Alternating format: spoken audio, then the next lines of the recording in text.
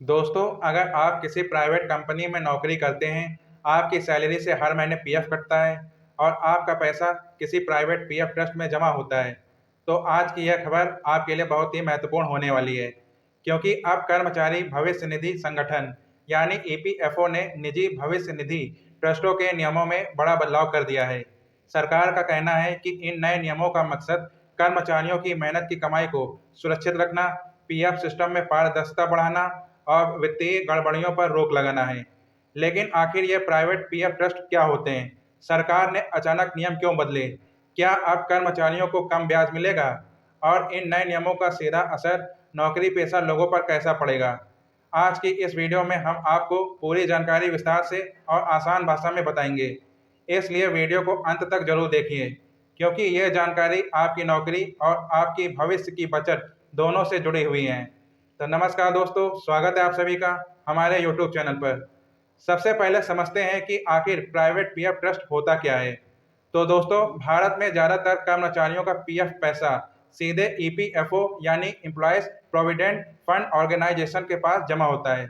लेकिन कुछ बड़ी कंपनियों और संस्थानों को ईपीएफओ की तरफ से छूट दी जाती है कि वे अपना खुद का पीएफ ट्रस्ट चला सकें। ऐसी कंपनियां कर्मचारियों का पीएफ पैसा अपने ही ट्रस्ट में जमा करती हैं और उसी ट्रस्ट के जरिए ब्याज और पीएफ से जुड़ी सुविधाएं देती है।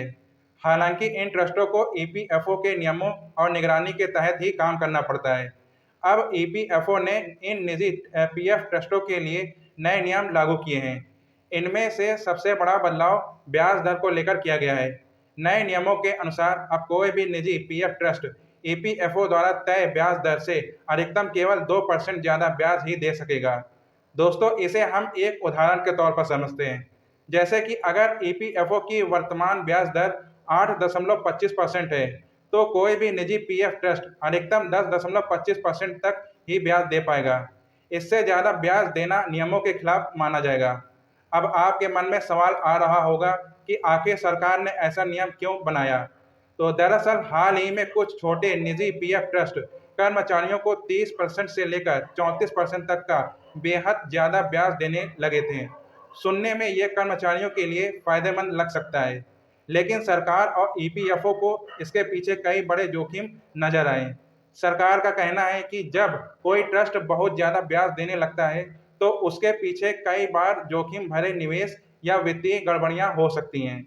अगर भविष्य में ऐसे ट्रस्ट घाटे में चले जाएं या उनकी आर्थिक स्थिति खराब हो जाए, तो कर्मचारियों की जमा पूंजी खतरे में पड़ सकती है। यानी जिस पैसे को कर्मचारी अपनी रिटायरमेंट और भविष्य की सुरक्षा के लिए जमा करते हैं, वही पैसा रिस्क में आ सकता था। इसलिए सरकार ने ब्याज पर सीमा तय कर दी है, ताकि अनियमितता और अत्यधिक जोखिम को रोका जा सके। अब बात करते हैं दूसरे बड़े बदलाव की, जो ऑडिट से सिस्टम से जुड़ा हुआ है। पहले सभी निजी पीएफ ट्रस्टों को हर साल अनिवार्य ऑडिट किया जाता था, चाहे ट्रस्ट में कोई गड़बड़ी हो या नहीं। सभी को समान प्रक्रिया से गुजरना पड़ता था। लेकिन अब ईपीएफओ ने रिस्क बेस्ड ऑडिट सिस्टम लागू किया है। इसका मतलब है कि अब हर ट्रस्ट की जांच एक जैसी नहीं होगी।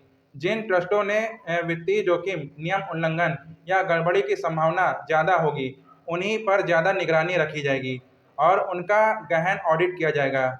वहीं जो ट्रस्ट नियमों का सही तरीके से पालन कर रहे हैं, उन्हें बार बार ऑडिट और अतिरिक्त प्रक्रियाओं से राहत मिल सकती है।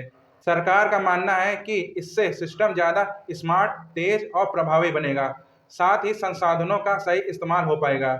अब तीसरे महत्वपूर्ण बदलाव की बात करते हैं। तो तीसरा महत्वपूर्ण बदलाव यह है कि अगर किसी कंपनी की ईपीएफओ से मिली छूट यानी एग्जेम्पशन समाप्त होती है, तो अब उस कंपनी को कर्मचारियों के पीएफ खातों का सही तरीके से ट्रांसफर सुनिश्चित करना होगा। साथ ही कंपनी को इसकी सार्वजनिक जानकारी भी जारी करनी होगी, ताकि कर्मचारियों को समय पर पता चल सके कि उनके पीएफ खाते और पैसा किस स्थिति में है। सरकार का कहना है कि कई मामलों में कर्मचारियों को यह जानकारी समय पर नहीं मिलती थी, जिससे भ्रम और परेशानी पैदा होती थी। इसलिए अब जवाबदेही और पारदर्शिता बढ़ाने पर जोर दिया गया है।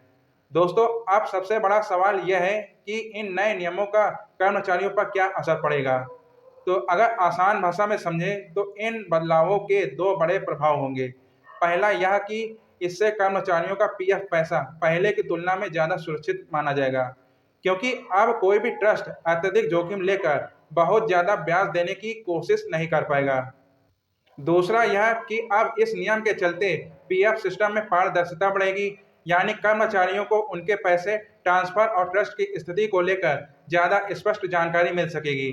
हालांकि कुछ लोगों का मानना है कि ब्याज पर सीमा लगाने से कर्मचारियों को ज़्यादा रिटर्न पाने का मौका कम हो सकता है, लेकिन सरकार का फोकस ज़्यादा रिटर्न से ज़्यादा सुरक्षा और स्थिरता पर है। सरकार और ईपीएफओ का कहना है कि पीएफ कोई सामान्य निवेश योजना नहीं है, बल्कि यह कर्मचारियों की जीवन भर की बचत और रिटायरमेंट सुरक्षा का एक महत्वपूर्ण हिस्सा है। इसलिए इसमें सुरक्षा और स्थिरता सबसे ज़्यादा जरूरी है। अब आने वाले समय में यह देखना दिलचस्प होगा कि निजी कंपनियां इन नए नियमों को किस तरह लागू करती हैं और कर्मचारियों को इससे कितना फ़ायदा मिलता है। लेकिन इतना तय है कि सरकार अब पीएफ सिस्टम को ज़्यादा पारदर्शी और सुरक्षित और नियंत्रित बनाना चाहती है, ताकि कर्मचारियों की मेहनत की कमाई पूरी तरह सुरक्षित रह सके। तो दोस्तों, इस नए नियम पर आपकी क्या राय है? क्या सरकार का यह फैसला सही है? क्या ब्याज पर सीमा लगाना जरूरी था, या फिर इससे कर्मचारियों को नुकसान हो सकता है? अपनी राय हमें कमेंट सेक्शन में ज़रूर बताएं। तो दोस्तों, यह थी आज की महत्वपूर्ण अपडेट।